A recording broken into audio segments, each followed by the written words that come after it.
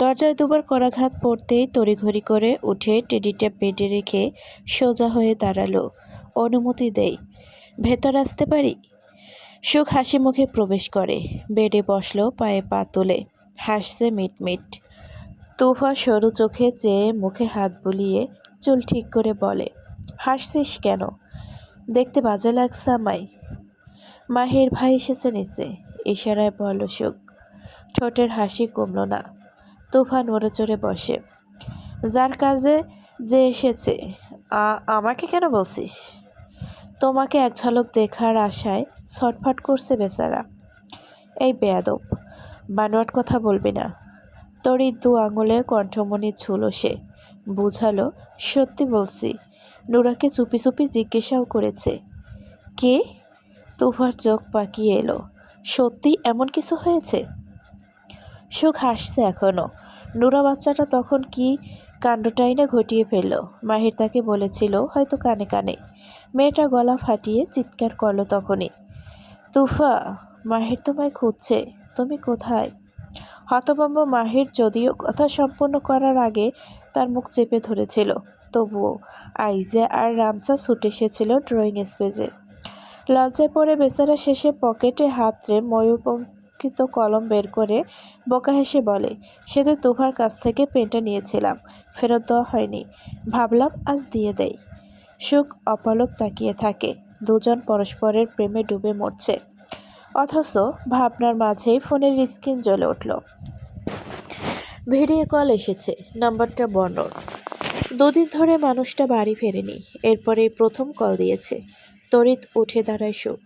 তুফাকে বুঝালো, আসছে একটু। রিসিভ করতে করতে দরজার বাহিরে ছুটল। তুফা পিছু থেকে মজার ছলে বলে, ভাইয়ার কল নিশ্চয়ই। বাহ, কি প্রেম দুজনের। লাহ জবাব। তামির শিকদার সবে গার্ডেন থেকে এসে ড্রয়িং স্পেসে বসেছে। টুকটাক কথা সারেছে মাহিরের সাথে। মাহির এখন বন্যর অ্যাসিস্ট্যান্ট ছাড়াও ছোটোখাটো বিজনেসে হাত দিয়েছে, এই ব্যাপারেই কথা হচ্ছিল। ফাঁকে রামসা এসে 2 কাপ চা দিয়ে গেল। মাহির কাপে চুমুক রেখে মৃদু হেসে সিঁড়ির দিকে তাকাতেই হাসি মিলিয়ে গেল। অস্ফুট স্বরে সামনে হাত তুলে চেঁচায়, সুখ।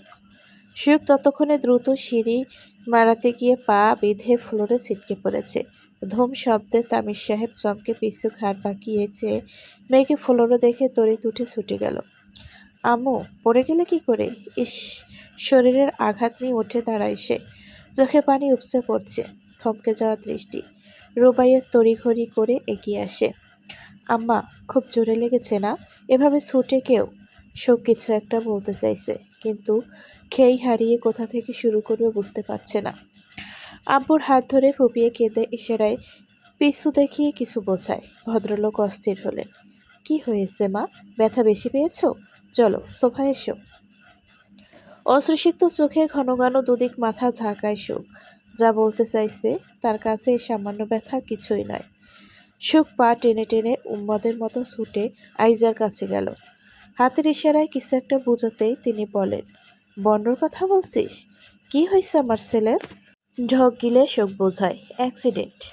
দিন দুনিয়া জন্মান ভুলে এলোমেলো পায়ে সুখ হসপিটালে ঢুকে। পাগলের মতো এদিক ওদিক ছুটে কাঙ্ক্ষিত জনের দেখা পেয়ে থ মেরে স্থির দাঁড়িয়ে যায়। অদূরে স্ট্রেচারে রক্তাক্ত শরীর পড়ে আছে বর্ণর শরীর, নিস্তেজ নিরুত্তাপ। পা দুটো অবশ্য এলো সুখের।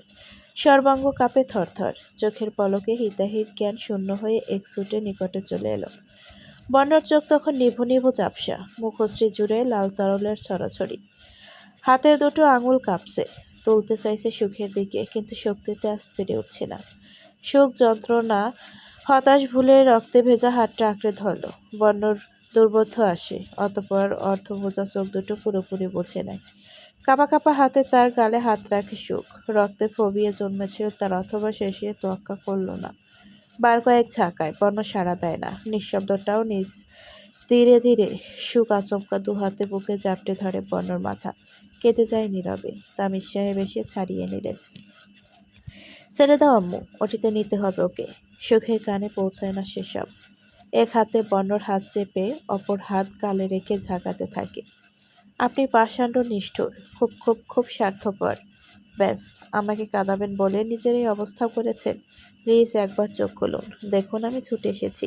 কাঁদছি আমি। ছটফট করছি। প্লিজ চোখ মেলে দেখুন। আমার একা চলতে খুব ভয়। আপনার হাত ধরে নির্ভয়ে জীবনের বাকি পথ হাঁটতে চাই। কথা দিচ্ছি আর কখনো আপনাকে দূরে ঠেলে দেব না। প্লিজ কথা বলুন আমার সাথে। সুখের অন্তঃকরণে নিঃশব্দে তোলপাড় ওঠা কথাগুলো কেউ শুনল না, কেউ বুঝল না। কতজন লোক বর্ণকে তার থেকে আলাদা করে নিয়ে যাচ্ছে কোথায়। হাত আঁকড়ে ধরেও নিজের কাছে রেখে দিতে পারল না। তামির সাহেব ছলছল চোখে মেয়েকে টেনে ধরে রেখেছেন। সুখ আব্বুর দিকে ফিরে হাউমাউ করে উঠে, উনি কথা বলছে না আব্বু? চোখ বুজে আছে। আব্বু নাকি এক মুহূর্তের জন্য নিজের থেকে দূরে দূরে ভাবলেও আমার দম বন্ধ হয়ে আসে, শ্বাস নিতে কষ্ট হয়। আব্বু ওনাকে চোখ খুলতে বলো। এই দুঃসময়ে মেয়ের কথা বুঝে উঠতে পারলেন কিনা কে জানে। তামির সাহেব ঠোঁট কামড়ে বুকে চেপে ধরে তাকে। ওর কিচ্ছু হবে না আম্মু, ও তো স্ট্রং। দেখো, ঠিক আমাদের মাঝে আবার সুস্থ হয়ে ফিরে আসবে। দোয়া করো। চোখ বুঝতেই জবজব অশ্রু গড়িয়ে পড়ে। কানে এখনো বাজছে বর্ণর কথাগুলো। লোকে বলে একজনের দুঃখ নাকি আর একজনের বড় জোর ফিল করতে পারে, কিন্তু কেড়ে নিতে পারে না। বাক্যটা কতখানি সততা লুকিয়ে আছে আই ডোন্ট নো। তোর এই ভেতর ভেতর ধুকে ধুকে কুড়ে খাওয়া দুঃখের পিছু কোথায় না কোথাও আমি ছিলাম। ফুল আমি, তোর এক জনমের শখের পুরুষ। ইতিহাসের বিরুদ্ধে গিয়ে তোর দুঃখগুলো সব কেড়ে নিতে না পারি, কিন্তু এর কাছাকাছি তো যেতেই পারি নিশ্চয়। ওয়ান না সি। এরপর বাইকের স্পিড হুড় হুড় করে বেড়ে গেল। সুখ দিশেহারা হয়ে ফোনের ওপারে ছটফট করে বহুবার বারণ করেছে স্পিড কমাতে, কিন্তু পাষাণ লোকটা শুনল না, বরং চেঁচিয়ে বলে, তোর গায়ে লাগার আগে কলঙ্ক আমাকেও ছুঁয়ে দিয়েছিল ফুল। কলঙ্ক নামের সামান্য কীটগুলোর বেহায়াপনা আসফিয়ান বর্ণ তোরাই কেয়ার করে না বলে আফসোস করো, ভেঙে পড়ো। এসব নীতি আর নেই। তোর আর আমার মাঝে একটা পার্থক্য বাকি থাকবে আজ। এই বোবা ফুল শোন, তোর শখের পুরুষ ক্ষমতাসীন হলে কোনো এক জাদু বলে শরীর থেকে ওই কীটেদের ছোঁয়া লাগা অঙ্গের চামড়াগুলো চিরদিনের জন্য উপড়ে দিত। কিন্তু আফসোস, এই ক্ষমতাটা সৃষ্টিকর্তা তাকে দেয়নি। পরকালে তোর সাথে একত্রে বসত করার ভাগ্য মিললে এই ক্ষমতা অবশ্যই চেয়ে নেব খোদার কাছে। স্মৃতি হারালে মানুষ যেমন ফেলে আসা অতীত ভুলে যায়, তেমনি সেদিনের ওই মুহূর্তগুলো দুঃস্বপ্ন ভেবে মেমোরি থেকে ডিলিট করে দে ফুল। যদি বেঁচে ফিরি, যদি এই নিয়ে তোর ভেতরে কিংবা বাহিরে কোনো যন্ত্রণার ছাপ দেখি, আইশ্বর প্রতিনিয়ত আর নিজের মৃত্যু কামনা করতে হবে না। আমি নিজেই তোকে খুন করব। গড ইট। তারপর ভয়ানক একটা আওয়াজের ধাক্কা। ফোনের স্ক্রিনে ওপারের দৃশ্য এলোমেলো ঘোলাটে হয়ে গেল পরপর। রক্ত ছিটকে এসে ক্যামেরা চাপিয়ে দিল। ভাবতেই শ্বাস প্রশ্বাস হয় সুখের। নেবু নেবু চোখ দুটো আস্তে করে বুঝে আচমকা নিস্তেজ হয়ে ঢলে পড়ল। সুখকে পাশের কেবিনে রাখা হয়। স্যালাইন চলছে তার। শরীর দুর্বলতা, উপরন্ত মানসিক চাপে জ্ঞান হারিয়েছে। বাহিরে জিসান আর তামিম দাঁড়িয়ে। সাইমাকেও দেখতে পেল রুবাইয়াত। মূলত অ্যাক্সিডেন্টটা তার স্কুলের সামনেই ঘটেছে। এক কান থেকে দু কান যেতে যেতে তার কানেও কিভাবে কিভাবে যেন বর্ণর খবরটি পৌঁছে গেছে। তাই তখনই ছুটে এসেছে। আইজা কাঁদতে কাঁদতে জ্ঞান হারানোর জোগাড়। রুবাইয়াত কাকে সামলাবে কোল পায় না। একবার ছুটে সুখের কাছে যাচ্ছে তো একবার আইজার কাছে। বাড়ির আর কেউ আপাতত আসেনি। আজাদ সাহেব ঢাকায় আছেন। ছেলের অ্যাক্সিডেন্টের খবর পেয়ে তিনি সেখানে অস্থির। তামির সাহেব জানিয়েছেন এই হসপিটালে জবাব দিলে হয়তো বর্ণকে চিকিৎসার জন্য ওখানে নিয়ে যেতে হতে পারে। তাই তিনি এখনো ফিরছেন না জেলায়। জেসি অনেকক্ষণ ধরে ভাইয়াকে ট্রাই করছে, কিন্তু ফোন তুলছে না। ভাইয়া যতই ব্যস্ত থাকুক, কখনোই তার কল ইগনোর করে না। তবে কোনো সমস্যা হলো নাকি? চিন্তায় মাথা ফেটে যাওয়ার ভাইয়ার সে ছাড়া কে নেই। সুতরাং তার সব চিন্তা জেসিকেই করতে হয়। আরও একবার কল দিল, এরপর আরও একবার। ফোন সাইলেন্ট ছিল জিসানের। কি মনে করে পকেট হাতড়ে ফোন হাতে নিতেই জেসির কল প্রবেশ করে। রিসিভ করে কানে তুলতেই মেয়েটা অস্থির গলা একের পর এক প্রশ্ন ছুড়ে দিল। ভাই তুমি ঠিক আছো? কোনো সমস্যা হয়েছে? ফোন তুলতে এতক্ষণ সময় লাগে? জান বেরিয়ে যাচ্ছিল আমার। কোথায় আছো তুমি? জিসান ধীরে ধীরে এক একটা প্রশ্নের জবাব করে। আমি ঠিক আছি। ফোন সাইলেন্ট ছিল। আর এখন হসপিটালে আছি। আতকে উঠল জেসি। হসপিটালে? কি হয়েছে তোমার? সত্যি সত্যিই বলবে, মিথ্যা বলবে, খুব খারাপ হবে কিন্তু। মেহেরাব সোফায় ছিল, ল্যাপটপে কিছু করেছে। জেসির কথাগুলো অনিচ্ছা সত্ত্বেও তার কানে পৌঁছে যাচ্ছে। মেয়েটা কথা বলছে এত জোরে জোরে, তন্মাত্র হসপিটালের নাম শুনে চোখ তুলল নীরবে। জিসান দীর্ঘ শ্বাস ফেলে বর্ণর অ্যাক্সিডেন্ট সংবাদ জানাতেই জেসি উতলা হয়। কি বলে? আমার হিরোর অ্যাক্সিডেন্ট হয়েছে? কখন? কিভাবে? আমি যাবো তাকে দেখতে। তুমি আমাকে নিয়ে যাও ভাইয়া। বনু জিভে ঠোঁট ভিজিয়ে নেয় জিসান। কি বলবে খুঁজে পায় না। কিভাবে বুঝাবে? যেই মুহূর্তে বিয়ের জন্য কবুল পড়েছে, ওই মুহূর্ত থেকে বোনের উপর তার সকল অধিকার ঢিলে হয়ে পড়ছে আপদ। এটাই জগৎ সংসারের রীতি। চাইলে আগের মতো যখন যেখানে খুশি নিয়ে কিংবা দিয়ে আসতে পারবে না। চাপা শ্বাস ছেড়ে বলল, বাচ্চা, আমি তো তোর হিরোকে নিয়ে হসপিটালে। ওকে এভাবে ছেড়ে যাব? ও, তাহলে আমি হিরোকে দেখবো না? তোর ডক্টরকে বল। এতক্ষণে মনে পড়ল জেসির। খানিক আগে প্রায় ভুলে বসেছিল সে কোথায় আছে, তার অবস্থানই বা কোথায়। কল কেটে দ্রুত বেড থেকে নেমে মেহেরাবের কাছে চলে এলো। তার জলে চিকচিক করা চোখ দুটো নজর এড়ালো না মেহেরাবের। জেসি কাঁদো কাঁদো গলায় অনুরোধ করে, প্লিজ আমায় হসপিটালে নিয়ে চলুন। আমার হিরো অ্যাক্সিডেন্ট করেছে। ভাইয়া বলো সিচুয়েশন ক্রিটিক্যাল। হিরো? বর্ণ ভাইয়ের কথা বলছি। অনুরোধ ফেলতে পারিনি মেহেরাব। জেসি কাঁদছিল ভীষণ। তাই পরদিনে রংপুর শহরের উদ্দেশ্যে রওনা দেয় দুজন। হসপিটালে নিস্তেজ মনমরা সুখকে রুবাইয়াতের কোলে মাথা রেখে কাঁদতে দেখে মেহেরাব চোখ সরিয়ে আনে। অশ্রুগুলো নিশ্চয় রকস্টারকে হারানোর ভয়। এত সবের মাঝে দূর থেকে জ্ঞানহীন বর্ণকে দেখে, জেসিকে কাঁদতে দেখে বুকের কোথায় জ্বলনি অনুভব করে। একটা চাপা হিংসে আবিষ্কার করলো নিজের মনোভাবে। যাকে ভালোবেসে আপন করতে চেয়েছিল তাকে কেড়ে নিল ওই রকস্টার। অতঃপর যার সাথে তাকে জোরপূর্বক বেঁধে দিল তাকেও আগে থেকেই হাত করে রেখেছে। বাহ, দেখো বেয়াদব মেয়েটা কেমন প্যাচ প্যাচ কাঁদছে ভাইকে জড়িয়ে। কার জন্য? কার মায়ায়? কোন সম্পর্কে? প্রায় 7 দিন কোমায় ছিল বর্ণ। এই 7টা দিন হসপিটাল থেকে সুখকে টলাতে পারেনি কেউ। যতক্ষণ সজ্ঞানে ছিল, ক্ষীণ দুর্বল শরীরে নির্ঘুম দিনরাত কাটিয়ে দিয়েছে কেভিনে। মাঝে দুবার জ্ঞানও হারিয়েছে।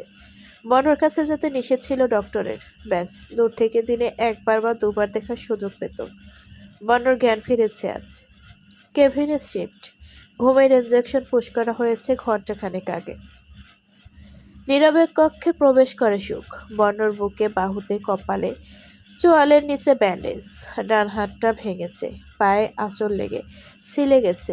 মাথায় জখম বেশি হয়েছে। ঢোক গিলে সে পাশে বসল। ক্ষণকাল এক দৃষ্টিতে ঘুমন্ত মুখশ্রীটা চেয়ে দেখতে দেখতে নীরবে মাথা রাখলো ব্যান্ডেজযুক্ত বুকে। এতে লোকটার ব্যথা লাগলে লাগুক। স্বেচ্ছায় মরতে যেতে যার বুক কাঁপে না, এই সামান্য ব্যথা তার কাছে কিছুই না। সুখ আস্তে করে চোখ বুঝে বর্ণকে আলতো হাতে জাপটে ধরে। অনেক দিন মস্তিষ্কের কথা সায় দিয়ে নিজেকে কষ্ট দিয়েছে। অনুভূতি, আবেগ সামলে রেখেছে। আজ থেকে শুধু মনের কথাই শুনবে। সমাজের কথা আর ভাববে না। 10 জনে কি বলবে কি বললো তাতে আর কান দেবে না। এই মানুষটি পাশে থাকলেই আজ থেকে সব কলঙ্ক বরণ করে নিতে রাজি। খানিক পর চোখে অন্ধকার তলিয়ে এলো সুখের। বহুদিনের ক্লান্তি নির্ঘুমের অবসান ঘটিয়ে আজ স্বেচ্ছায় ঘুম ধরা দিয়েছে চোখে। এই ঘুম স্বস্তির, প্রশান্তির। পিটপিট চোখ খুলে অদৃশ্যে চেয়ে থাকে অল্পক্ষণ। এরপর কিছু মনে পড়তে হতভম্ব চোখে ঘাট ঘুরিয়ে উপরে তাকালো সুখ। বর্ণ চোখ খুলে তার দিকে চেয়ে এক দৃষ্টিতে। শ্বাস আটকে এলো অচিরেই। সুখ ছিটকে দূরে সরে এলো। বেড থেকে নেমে নিচে দাঁড়ায়। মাথা ঘুরিয়ে পড়ে যেতে গিয়েও সামলে নেয়। সদ্য ঘুম ভেঙে ওঠা ফুলকো চোখ দুটো ডার্ক সার্কেল। এলোমেলো খোলা চুল, ওড়না অবহেলায় গলায় ঝুলে আছে। বর্ণতপ্ত শ্বাস ছেড়ে মুখ ঘুরিয়ে নিল অন্যত্র। যেন সে ছাড়া কক্ষে কেউ নেই। সুখের কান্না পেল তাতে। অভিমান হলো, কিন্তু মানুষটা তো নিশ্চয় অভিমানেই মুখ ঘুরিয়ে নিয়েছে। সেদিন দেহভোগ ইত্যাদি ইত্যাদি বলে কিসব কথা বুঝিয়ে দিয়েছিল না, সেও কি এসব ইচ্ছে করে করেছে? ভেবেছিল ওগুলো বললে লোকটা দুঃখ পেয়ে তাকে ছেড়ে দেবে, তার জন্য পাগলামি ছেড়ে দেবে, বিচ্ছেদে রাজি হয়ে যাবে। তারপর সে রোজ যেই কল্পনা এঁকে যন্ত্রণা কাতর হয়, সেই কল্পনাটি ভবিষ্যতে কখনো সত্যি হবে না। এতে লোকটা মুক্তি পাবে। ধীরে সংকুচিত মনে মাথা তুলল সুখ। এখন শখের পুরুষের মান কিভাবে ভাঙবে? ফ্লোরে পা ঘষে কচ্ছপের গতিতে পিলপিল পায়ে এগিয়ে যায় সে। লজ্জায়, জড়তায়, অদ্ভুত অনুভূতিতে দেহের ভেতর বাহির কাঁপছে যেভাবেই। যেভাবে লোকটা সন্নিকটে গেলে প্রতিবার কম্পিত হয়। বন তখনও মুখ অন্যত্র ঘুরিয়ে রেখেছে। সুখ ঢোক গিলল। একটা দুঃসাহসিকতা কাজ করার মনে স্থির করে, জানে না কতটুকু সফল হবে। বিষণ্ণতার অন্তিম প্রহর, সব বিষাদ মন খারাপই এখানে সমাপ্তি। আগামীকাল থেকে নতুন কেমিস্ট্রি শুরু হবে, যেখানে থাকবে তাদের প্রেম আর প্রেম। এমনি চাওয়া ছিল না আপনাদের পাঠক, এটাই জানতে চেয়েছিলেন গত পোস্টে। সুখ কক্ষের একধারে হাত গুটিয়ে দাঁড়িয়ে। তুফা, মাহির, জিসান, তামির সাহেব, রুবাইয়াত ও অব্র কক্ষে অবস্থান করেছে। এদিক ওদিক বনর কটের পাশে টুলে আইজা স্যুপ খাইয়ে দিচ্ছিল তাকে। ফাঁকে হঠাৎ বললেন, কিরে সুখ, দূরে দূরে কেন? কাছে আয়। কদিন ধরে তো আমার ছেলের জন্য কান্নাকাটি করে নিজের বেহাল অবস্থা বানিয়ে ফেলেছিস, এখনো তো দূরে সরে আসিস যে? ছোট বড় সকলের সামনে আকম্মত এমন প্রশ্নে অপ্রস্তুত বোধ করল সুখ। লজ্জা মিশ্রিত হেসে ঠোঁটে ঠোঁট চেপে নজর লুকায়। গাল দুটো অজান্তেই লাল রঙে ভরে ওঠে। তখন বর্ণকে কিছুই করতে বা বলতে পারেনি, সবাই প্রবেশ করায়। মূলত কেউ জানতো না সে ভেতরে ছিল। বর্ণ হুট করে তাকালো সামনে। জল শক্ত, চোখের চাহনি কি যে ক্রুরদার, রাগি রাগি। চোখাচোখি হতে দৃষ্টি নামিয়ে নিল সুখ। সুখ মুখের রং ফ্যাকাশে হয়ে যায় অস্থিরে। দেখো কিভাবে তাকিয়েছে লোকটা।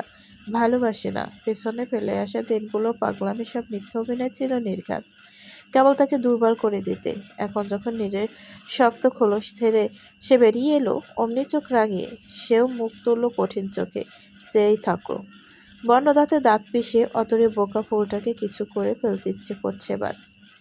চোখ খুলতে তার অবচেতন বিগত দিনগুলোর সব ইনফরমেশন কানে এসেছে। খুব তো কেঁদে বাসিয়েছে, এখন মন খসখস করছে, হাত নিষ্পিস করছে, অথচ বলতে পারছে না বর্ণকে স্যুপটা সেই খাইয়ে দেবে। উপরন্তু তখন কাঁপাকাঁপি, লজ্জা শরমের দোহাই দিয়ে কিছু বলতেও পারেনি। না বোবা ফুল, এবারে আসফিয়ান বর্ণ পাগলামি করবে না, না তো যেচে কথা বলবে। এবার ফুলের পালা, দেহভোগ ইত্যাদি ইত্যাদি সুন্দর সুন্দর শব্দগুচ্ছ প্রয়োগের বিনিময়ে শাস্তি তো পেতেই হবে। আরও কঠিন শাস্তির সামনে অপেক্ষা করছে। আইজা ফের বলেন, সুখরে আয় এদিকে। তুফা কাঁধে কাঁধ থাকিয়ে এগিয়ে যাওয়ার তাগিদ দেয়। অগত্যা সে ধীর পায়ে গেল সামনে। রুবাইয়াত বর্ণর বাহুর পাশে বসিয়ে দিলেন। সে সময় আর চোখে চায় সুখ। বর্ণর মাঝে কোনো হেলদোল দেখা গেল না, গম্ভীর মুখে অন্যদিকে ফিরে আছে। থুতনি গলায় ঠেকিয়ে সুখ মাথা নিচু করে রাখল নীরবে। চোখের তারায় ভাসে বর্ণর সে পাগলামিগুলো। তার জন্য ছিল সব, কেবলই তার জন্য। বুকটা ধড়ফড় করে ওঠে। সেই দিনগুলোতে সুখ মুখে কঠোর নির্দয় আচরণ করলেও মনটা ভীষণ কোমল ভঙ্গুর ছিল। বর্ণর কাতর কণ্ঠ, আবেগঘন স্বর, মোহনীয় চাহনিগুলো তার হৃদয়ে কখনো হাহাকার এনে দিয়েছে, অথবা কখনো অসীম প্রফুল্লতা। কিন্তু সেসব কবু বাহ্যিক আচরণে প্রকাশ করেনি, মনের গহীনে চেপে রেখেছে খুব যত্নে। আচ্ছা, ভালোবাসে এমন কেন? সে এত চেয়েও পারেনি আসফিয়ান বর্ণকে ঘৃণা করতে। আর মায়া, মায়া জিনিসটা তো আরো বহুগুণ ভয়ঙ্কর।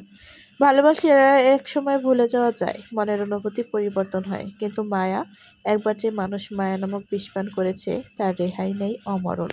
সে কি মায়ায় পড়ে গেল তবে? সুখ জানে না, শুধু এটুকুই জানে, পাশের এই পুরুষকে সে হাজার চেয়েও ঘৃণা করতে পারেনি, না পেরেছে হৃদয় থেকে মুছে দিতে। আজাদ সাহেব আসতেই বর্ণ বলল, তোমাদের একটা কথা জানানোর আছে। কথাটি খুব গুরুত্বপূর্ণ, না হলে এখন বলো না। তুমি এখন অসুস্থ, শরীরের এসব ব্যথা ট্যাথা আমার জন্য কিছুই না। হতাশার দীর্ঘশ্বাস ফেললেন ভদ্রলোক। এক ঝলক বর্ণর পাশে সুখকে দেখে মৃদু হাসলেন। এরপর গম্ভীর গলায় বললেন, বলো, কি বলবে? বর্ণ খানিক সময় চুপ থাকে, সরু চোখে একবার মাহিরকে দেখে, এরপর তুফাকে। প্রত্যক্ষ করে বললে নির্বিকার কণ্ঠে, তুফার বিয়ে ঠিক করেছি, আগামী সপ্তাহে তারা দেখতে আসবে, আর সেদিনই আংটি বদল হবে। আলাদা আলাদা ভাবাবেগে কক্ষে উপস্থিত সকলের মুখশ্রীর রং পাল্টে গেল। সাহসা তুফার নজর মাহিরের দিকে ঘুরে গেল অজান্তেই। তখন সেও চেয়েছিল চোখাচোখি হয়। ক্ষণিকের জন্য দুটো জোড়া চোখের মিলন ঘটে। অব্যক্ত কত কথাই না ছিল তাদের দৃষ্টিতে। ঠোঁটে ঠোঁট ভিজিয়ে তুফা চোখ নামিয়ে নিল অতি দ্রুত। তড়িঘড়ি করে জায়গা প্রস্থান করার নিমিত্তে পা বাড়াতে গেলে বর্ণ কঠোর গলার নিষেধাজ্ঞা জারি করে। আমি বলছি, ওদিকে আর এক পাও বাড়াস না তুফা। তুফা থামল, ডোক গিলে আবেগের অবস্থানে এসে দাঁড়ালো। আজাদ সাহেব বলেন বিরক্ত গলায়, নিজের অবস্থান সম্পর্কে অবগত আছে? হসপিটালের বেডে বসে আছো তুমি, এই মুহূর্তে বিয়ে শাদির আলাপের প্রয়োজনীয়তা দেখছি না। এসবের জন্য আরো বহু সময় পড়ে আছে। পরবর্তীতে তোমাদের মাঝে আমি নাও থাকতে পারি, তাই এখনই সব বলছি। জিসান, বাকি ডিটেলস দিয়ে দিস ড্যাডকে। ফট করে ঘাড় বাঁকিয়ে তাকালো সুখ। কি বললো বলো? পরবর্তীতে নাও থাকতে পারে সবার মাঝে? কোথায় যাবেন উনি? সত্যি বর্ণ ছিল না পরবর্তীতে? হসপিটাল থেকে বাড়ি না এসে কোথাও চলে গেল। একবার সুখ জানতেও পারল না বাড়ির অন্যরা জানে কি না কে জানে। গত 6 দিন ধরে সে অপেক্ষার প্রহর গুনছে। এই বুঝি মানুষটা এলো। সুখের পাশে শুয়ে ঘুমের ভাব ধরে এক হাতে তার গায়ে তুলে দিল মধ্যরাতে, অথচ এমন কিছুই হলো না। এলো না বর্ণ।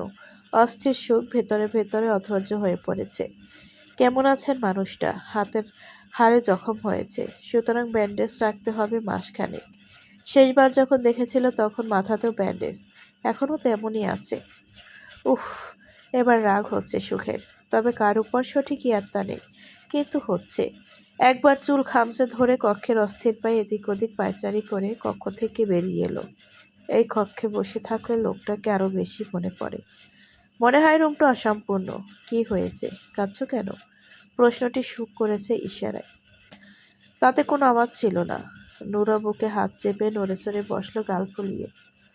চোখ জলে টইটম্বুর। ভাবভঙ্গিতে বুঝিয়ে দিল সে কথা বলতে চায় না, অভিমান করেছে। বলবে না তো? তুফা ধমকেছে, চড়ও মারতে চেয়েছিল। সুখ চোখ তুলে তাকিয়ে থাকে ক্ষণকাল। সচরাচর তুফাকে এমন আচরণ করতে দেখা যায় না। ছোটদের সাথে তো একদমই না। সে সবসময় শান্তশিষ্ট থাকতে স্বাচ্ছন্দ্য বোধ করে। নোরার গা ঘেঁষে ভাষায় জানতে চাইল, এর আগে তুফো কখনো ধমকেছে তোমায়? গায়ে হাত তুলেছে? ঠোঁট উল্টে পাল্টে দুদিক মাথা চাকায় নোরা। এর প্রথম এমন করেছে দেখেই তো কান্না পাচ্ছে তার। সুখ মৃদু হেসে বোঝালো, বি পজিটিভ নোরা। হয়তো তুফের মন মেজাজ তখন খারাপ ছিল। মেজাজ নিয়ন্ত্রণে রাখতে না পারে এমনটা করে ফেলেছে। নাক টেনে ঘাড় কাত করে নেমে নিল নোরা। সুখ বোঝায়, এই তো গুড গার্ল। তুফ এখন কোথায় জানো? গার্ডেনে। সুখে কাছে আসতে দেখেই মুখ অন্যত্র ঘুরিয়ে চোখ মুছে নেয়। এগিয়ে আসার ফাঁকে সুখ স্পষ্ট দেখল তা। কাঁদছিস তুফা? পাপড়ি এখনো ভেজা। সুখ নিশ্চুপ পাশের চেয়ারে বসল। তুফা জিভে ঠোঁট ভিজিয়ে হাসার চেষ্টা করে জোরপূর্বক। নীরবতা চলল অল্পক্ষণ। এরপর তুফা মুখ খুলল। ভাইয়ের সাথে কথা হয়েছে তোর? শরীরে ব্যান্ডেজ, অবস্থান কোথায় চলে গেল? বাড়ি ফিরছে না কতদিন। মুখে আধার নেমে এলেও ঠোঁটে টিপে দুর্বোধ্য হাসি সুখ। বোঝায়, কথা হয়নি, জানি না কোথায় আছে। ওহ। স্বল্প আওয়াজ ঠোঁট গোল করে শব্দটি আওড়ে আকম্মাত সুখের দুহাত নিজের হাতের মুঠোয় পরে নিল। ক্রন্দনরত গলায় বলে গেল গড়গড়, প্লিজ ভাইয়াকে বোঝা না, আমি এখন বিয়েতে বসতে প্রস্তুত নই। এখনই বিয়ে করতে চাই না। চোখ টলমল করছে, অশ্রু গড়াবে এখনই। সুখ থমকে গেল। চোখে অবাক চাহনিরা যেন প্রশ্ন করছে, আমি বলবো, শুনবেন উনি? প্লিজ চেষ্টা করে দেখ। অবশ্যই ভাইয়া তো কথা শুনবে, ভালোবাসে তো তোকে। মাসি তাড়ানোর মতো হাত নাড়া সুখ। মিথ্যা, লোকটি একটু ভালোবাসে না তাকে। তুফা ফের বলল, কি হলো, বলবি তো ভাইয়াকে? আমি বললেই উনি কেন শুনবে? কে হই আমি ওনার? তুফা চেয়ে রইল খানিক সময়। সুখের ইশারা অনুবাদন করে বলল, বিয়ে হয়েছিল তোদের, এক ঘরে থাকিস দুজন, সম্পর্কে হাজব্যান্ড ওয়াইফ। সুখ বিনিময়ে জানতে চাইল, মাহির ভাই কিছু বলেছে? তুফা চমকে তাকালো। এরপর তপ্ত শ্বাস ছেড়ে নজর সরিয়ে আনে। সেদিন সকলের আড়ালে বলতে চেয়েছিল হয়তো কিছু, কিন্তু সে শুনতে আগ্রহ দেখায়নি। একের পর এক কল আসছে ফোনে। জেসি ঘুমের ঘরে বিরক্তিতে চোখ মুখ কুঁচকে নেয়। আরামের ঘুমে শত্রুতাকে করল আবার। কার পাকা ধানে মই দিয়েছে। নামদাম পরখ না করে রিসিভ তুলে কানে চাপলো। হ্যালো, কে বলছেন? এই সাত সকালে কেউ কাউকে কল দেয়? ওপাশ থেকে অত্যাধিক আশ্চর্য সমেত একটি মেয়েল ঈশ্বর ভেসে এলো। জেসি, তুমি এখনো ঘুমোচ্ছ? কটা বাজে? সে খেয়াল আছে? ওহ মিহিকা বেবি, কটা বাজে এখন? 10:30। টেনে টেনে জেসি আওড়ালো, 10:30? ইয়েস। তুমি এখন শ্বশুর বাড়িতে জেসি? এত বেলা ঘুমাতে এই নিয়ে বহুবার বারণ করেছি কিন্তু। আড়মোড়া ভেঙে উঠে বসে জেসি। বেশিক্ষণ ঘুমে থাকার ফলে মুখটা ফুলকো ফুলকো দেখাচ্ছে। মেহিকা হলো জিসানের হবু বউ। ব্যাপারটা এমন হয়েছিল যে 2 বছর আগে জেসিরা যে অ্যাপার্টমেন্টে ভবনে থাকতো তার মুখোমুখি মিহিকাদের ফ্ল্যাট। উপরন্তু মিহিকা জেসির টিউটর। এভাবে আসা যাওয়া ফাঁকে মিহিকা জিসানের প্রেমে ডুবে গেল অজান্তে। কিন্তু জিসান এসবের তোয়াক্কা করে না, তার কাছে আপাতত জেসি সব। অন্যদিকে ধ্যান নিয়ে জেসির চিন্তায় মনের আড়াল করতে চায় না, কিন্তু মাঝখানে বাদসাধু জেসি নিজেই। মিহিকাকে ভাইয়ের বউ হিসেবে তার খুব মনে ধরেছে। তারও কারণ আছে। জিসানের কাছে প্রত্যাখ্যান পেয়ে মিহিকা জেসির কাছে এসে খুব কেঁদেছিল। কত কি বোঝালো, এতে আরও গলে গেল মেয়েটা। এরপর কত ব্ল্যাকমেইল করে ভাইয়াকে রাজি করিয়েছেন বিয়ের জন্য। তবে জিসান ততদিন পর্যন্ত বিয়ে করবে না যতদিন না জেসিকে ভারসাম্যযোগ্য কারো হাতে সমর্পণ করতে পারছে। তড়িঘড়ি করে ফ্রেশ হয়ে নিচে নেমে এলো জেসি। আশেপাশে মেহেরাবকে চোখে পড়ল না, হয়তো হসপিটালের জন্য বেরিয়ে গেছে। মায়েরা তখন মিরাবকে খাওয়াচ্ছে। জেসি মাথা চুলকায়। দেরি করে ঘুম থেকে উঠলে কেউ কিছু বলে না দেখেই সে পার পেয়ে যায়। না, কাল থেকে দ্রুত ওঠার চেষ্টা করবে। কিন্তু এই বদঅভ্যাস পাল্টাবে তো আদৌ? উঠেছ? মিরাবের মুখে খাবার পুড়ে মায়েরা পিছু ঘুরে জানতে চাইল। কণ্ঠে মিষ্টতা মিশ্রণ ছিল কিনা বোঝা গেল না। জেসি দাঁতে নখ খুঁটে সোফায় আস্তে করে বসে অপরাধী সুরে বলল, সরি আপু, আজও লেট হয়ে গেল ঘুম ছেড়ে উঠতে। বেলা করে ঘুম ছেড়ে ওঠার অপরাধে কটু কথা শোনাতে তোমার শ্বশুর শাশুড়ি নেই? যখন ইচ্ছে উঠতে পারো। As you wish. শাশুড়ির জায়গায় তো আপনি আছেন, পাক্কা প্রমিস। কাল থেকে সকাল সকাল উঠে আপনার কাজে হেল্প করব। মায়ের অগোচরে ঠোঁট টিপে হাসল। মিরাব ট্যাপ ট্যাপ করে জেসির দিকে চেয়ে আছে। কি মিষ্টি কুলুমুলু বাচ্চাটা। অদূর থেকে ঠোঁট চুকো করে চুমু ছুড়ে দিল জেসি। এতে বাচ্চাটা ঠোঁট এলিয়ে হাসে মন্ত্রমুগ্ধের মতো। হাতের 3 আঙুল নাড়ে তাকে কাছে ডাকার ভঙ্গিতে। আধ ভাঙা গলায় ডাকে, মাম্মানি। এই নামে জেসিকে সম্বোধন করছে। জেসির ইচ্ছে করলো মিরাবকে জাপটে ধরে গালে 2-4টা চুমু দিয়ে দিতে, কিন্তু এখন দেওয়া যাবে না, খাচ্ছে সে। মায়েরা জানতে চাইল, রাঁধতে পারো? মুখটা অচিরেই মলিন হয়ে গেল। হোটার ভাইয়ের কথা মাথায় এলো জেসির। জেসান কখনো রান্নাঘরে যেতে দিত না তাকে, নিজেই রান্না করে তাকে খাইয়ে দিত। এরপর বাকি কাজ। কিন্তু তবুও সে লুকিয়ে চুরিয়ে ভাইয়ের জন্য অগোছালো হাতের রান্না করে সারপ্রাইজ দিত প্রায়শই। তখন অবশ্য ভাইয়া রাগ দেখাতো না, বরং তৃপ্তি নিয়ে খেয়ে বলতো, আমার বোনও তাহলে বড় হচ্ছে, বিয়ে দিতে হবে নাকি এবার? পাত্র খোঁজা শুরু করব? সেসব দিনগুলোর স্মৃতিচারণ করে চাপা শ্বাস ছেড়ে যেছে জবাব দেয়, পারি একটু একটু। মায়েরা সজোরে মাথা নাড়ায়, এরপর গলা খাকারি দিয়ে বলে, জামাটা তোমার গায়ে খুব মানিয়েছে। তবে তবে কি? আরমনের নজর ঘুরে গেল জামার দিকে।